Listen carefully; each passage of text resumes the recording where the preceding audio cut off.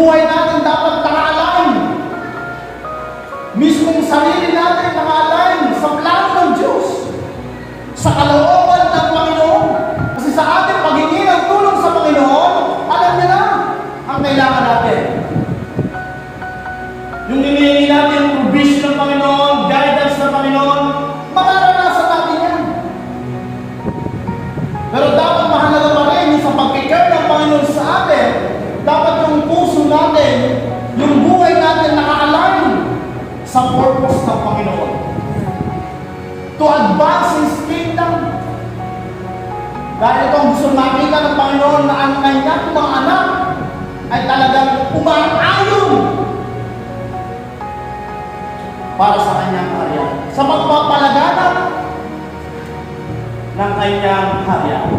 Na kahit kailanman ang isang anak kapag humingi ay hindi kaya tanggihan ng ama o ng magulang. Amen.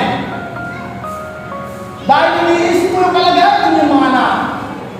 Kapag may kailangan sila, kapag may hinihingi sila, nagsasakripisyo ka para sa iyong mga anak.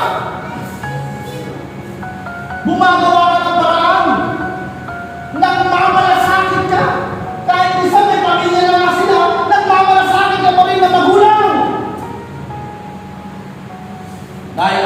Dahil ayaw mong mapabayaan sila. Ganyan ang puso ng Panginoon. Nagmamalasakit siya sa atin dahil ayaw niyang mapahamak tayo, ayaw niyang mapaliwala tayo.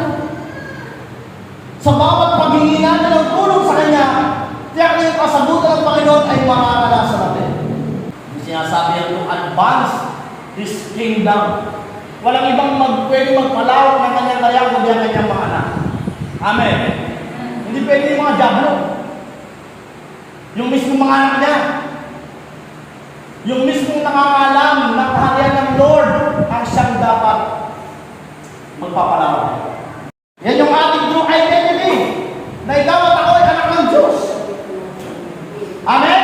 Amen. Yan ang ating katatayuan. Na ikaw at ako ay anak ng Diyos. Saan ka man naroon, dali ng Panginoon, yan ay mission na ibinabahagi mo yung kingdom ng Panginoon. Kung ano yung desire ng Panginoon, hindi lang desire mo.